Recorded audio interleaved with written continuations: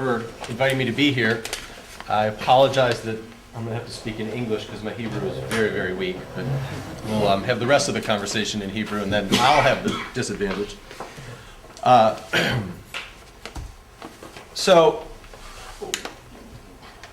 from a really kind of a complex standpoint, what we're trying to do at SSRN is help get research done faster. So what our tagline is tomorrow's research today, and what we try to do is make research available, make it accessible faster. So you don't have to wait for it to be published, you don't have to wait for it to get mailed, wind up in the library, go to the library and find something. That it's as close to instantaneous as we possibly can, while still having some level of control. Because your time is valuable, and so we want to get you stuff that matters to you without a whole bunch of junk. Now, sometimes that's arguable, but that's the goal. So now, why did we start the Hebrew Research Network? Well, what I'm going to spend the next few minutes talking about is a little bit about SSRN and how we see things being connected. And then I'll come back to this question specifically about why we felt Hebrew was a right first language. Certainly Spanish or German may have been an easier first step for us due to character sets and other legacy systems and problems we have with our own site. But we thought that Hebrew was important for a couple of basic reasons that I'll come back to. But suffice it to say, we felt that Bar-Ilan was the right partner for us to have in this endeavor. And that's the most important thing, is having people sitting on the same side of the table as you when you start to do something a little bit crazy like have language, introduce additional languages into SSRN.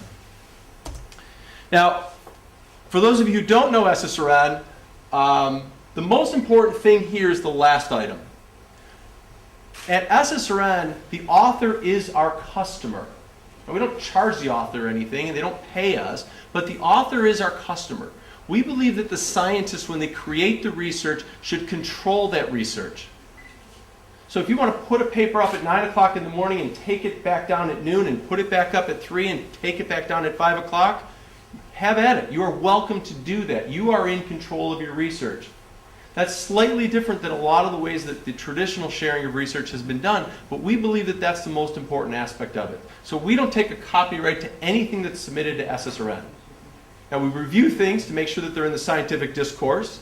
We do ask for people to give us the right to share and distribute them, but we don't take a copyright. The author is in control. And with that, we have about 240,000 authors that have contributed content to SSRN. So here's a growth you see back here. We had the National Bureau of Economics Research, the IMF and the World Bank, and then we brought in a large association partner that brought in some content from a number of conferences over about a 12-year period. So you see spikes, but you see a continual growth in authors coming in and putting content into SSRN. And the more authors we get, the more papers they get. So right now, and this one's down just because it wasn't a full month, but effectively we receive about 70,000 new submissions a year. We have about 500,000 papers within the SSRN library.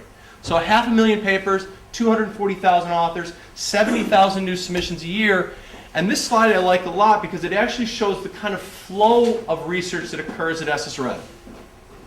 So the blue dots, and don't worry about the numbers exactly, but the blue dots are how many submissions we received on any one day into the SSRN library. The red dots are the number of revisions. So also within SSRN, we believe in this living, breathing corpus of knowledge. So we don't want to wait until something's finished, because I don't know that much research is ever finished in this day and age anymore. We want to get the idea as soon as it's ready to be shared. And to do that, you need to allow people to update it, to revise it, to continue to have it grow and evolve. So, in the fall of 2007, we opened up the doors to allow revisions to occur, and as you can see, they jumped up significantly. And the chart ends at April of 2012, because in April of 2012, almost 2 years ago, we actually had days where revisions exceeded submissions. So you have this evolving flow of content. You're getting ideas earlier. We did an analysis with Journal of Financial Economics several years ago, and we had 97% of the papers for a quarter that were published in the JFE 13 months in advance. So these ideas get out there sooner, they get into the flow, and more importantly, they can help influence other research earlier in that process, earlier in the evolution. So again, you don't have to wait a year or two for the idea to become available to you. It can become available to you earlier. This is a wordle of where authors, the US is downsized, but this is where authors contribute from around the world. We think it's important to get different perspectives. So when somebody submits something to SSRN, they can put it into a dozen different e-journal classifications across 26 different networks. So the idea written by a legal scholar can also affect somebody in accounting or corporate governance or economics or finance, and vice versa. It's this cross-pollination of ideas. And one of the things that led us to creating non-English research was this cross-pollination of perspectives from a geographic standpoint. The environmental scholar in Israel knows a lot of the same concepts as the environmental scholar in the US, but they're looking at different issues. We were talking about family law earlier. Family law issues are family law issues at 10,000 feet. But as you get more local, whether it's an entrepreneurial company or a company in which you've been handing on this family business for generations, or whether there's other sorts of legal issues that come into play, perspectives matter, geography matters, and that's one of the reasons that we thought bringing in non-English content was important within SSRN. Now, this is user split, the big blue area is the United States, and what you see is in 2007 we had a number of countries that started to, or that were using SSRN, using the research. As we look at 2013, you'll see that the pie gets a little bit smaller. But what you start to see, even more importantly, are the growth of some countries that weren't on the list or were further down the list previously. So you see the obvious example of Japan kind of jumping in here, a small country doing research, now starting to be more involved in this process. And you see India. India actually jumps up above Germany for the first time in our history in last year. And what you're seeing is a country that has had research, but is not necessarily known for research, starting to be more involved in SSRN. So it's this availability of content, it's this access to content that we believe helps people get to content through SSRN that they maybe couldn't get to in their own university, or certainly not in their own home because they don't have a library as big as SSRN. One of the things we count in SSRN is downloads. So as I said, we have about close to 75 million downloads to date. We're delivering about 1 million full-text PDFs a month. Downloads are one of the items that we actually calculate to help determine. Hey, how you guys doing? Downloads are one of the things we use to help determine what you should be reading. Citations is another one. We built our own system. I won't bore you with all the technical details, but we effectively built a system that captures citations from everything within the SSRN corpus. Because Thomson and some of the other services don't necessarily capture open access research or early stage research in the way that allowed us to find things out. The third aspect of this is eigenfactor, which looks at the ways that things get related. So in its traditional impact factor relationship of 1-to-1, eigenfactor does a mathematical round robin to see the different nodes in a network that are affected by a piece of research.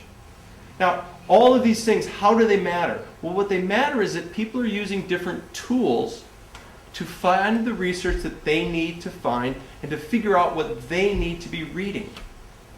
Sometimes I just want a quick answer of a current topic, and a download is a great reason for reading something.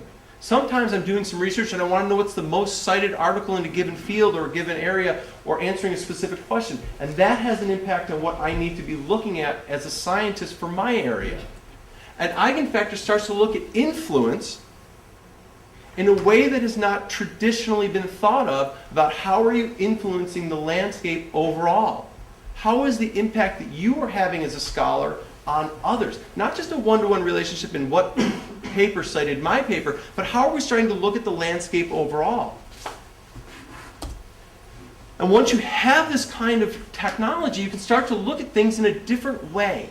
So instead of searching for the most downloaded or the most cited paper, I can start to use the relationships. So if I'm an expert in a field, I don't need to look at the classic paper in a field.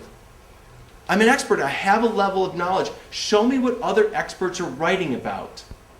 If I'm an accountant and I'm not a legal scholar and I'm going into an area, show me the classic papers in this area so I can get some foundational knowledge so I can incorporate that in without showing me necessarily the expert papers which are just above my knowledge in that particular discipline. What's hot, kind of what's the up and coming ideas, and serendipity, kind of this more random walk through the woods that gives me a flavor for what's going on in a particular subject area or answering a particular question. So these things start to allow different views into the corpus. As we get too much information, how do we start to figure out what we should be looking at and why we should be looking at it? Is it the cocktail party conversation? Is it the core for my research? Is it the final thing that I need for my PhD dissertation? Start to slice and dice things a little bit easier and better. Now, we don't have time at all, but we work with Carl Bergstrom and Jeb and West at the University of Washington, and we're starting to build some of these tools. But basically, this is this map of the city concept, where I don't look at a traditional taxonomy, that I actually look at the ways things relate to other papers. So I start to aggregate papers by law scholars and economists and finance professors and maybe even somebody working in industry, and I bring these together based on the content of the corpus. We're allowed to do these kind of drilling down into the corpus now to share things and connect things in a way that wasn't possible, so that this starts to become this three-dimensional city of where I want to look to, regardless of whether it's another law scholar, or regardless of whether it's at my university, or regardless of whether it's classified into the journal that I look at. So it's this connectedness, it's this ability to start to connect things non-traditionally. So I said I'd come back to the question of why HRN. Well, the simple question is, how do we make Hebrew research more connectable? And if it's sitting in a Hebrew language journal on a shelf in the library here at Bar-Ilan, that's great and that's wonderful. But if we can get it into the conversation, if we can get it connected, if we can create other opportunities for it to be connected to other things, then that city, that map of scholarly communications can occur and have buildings that include Hebrew language research. Now, this is Johan Bolin, a friend and a wonderful scientist. This is from a paper that he put into the Public Library of Science. And this is, they took a look at 2 billion clicks for scientists as they bounced around looking for research content. So they were at their computer, they were clicking around, they looked at 2 billion clicks, and then mapped them. And so at the top you see law. And law is connected into economics, and it's into sociology and international studies. It actually connects down into religion, and it actually connects over into philosophy. So the legal scholars were looking for that catalyst, that new idea on which to either further or help base their research on. They weren't just looking inside law journals anymore. They were looking at these other places to connect to help further their research. Heek Young, who's at the MIT Sloan School of Management, works very closely with Eric Brynjolfsson, wrote a paper on access, this diffusion of ideas. And what Heek Young specifically says, and so as you can tell, I use this slide all the time because it makes us look good, but citation counts are increased by 10 to 20% just by putting it into SSRN. Holding all other factors, quality, institution, history, all those things constant, that you get a 10 to 20% increase by putting it into SSRN. Now, with all due respect to Heek Young, I disagree with her slightly, and this pains me to say it because it does make us look good, but I don't just think it's the free access. I think it's the connectedness. The greatest idea in the world, if it's folded up and kept in my pocket, is cloistered. It can't be shared. So yes, we work very, very hard to make things accessible, but what we really try to do is also connect things in ways that you haven't traditionally thought about the connection of ideas. Because you can't read everything in your field. You probably don't even know everything in your field anymore. So creating HRN hopefully will help get the Hebrew research into the conversation, into a variety of conversations, and into a bunch of conversations that none of us who've been working at this for a number of years can even imagine today. Toda.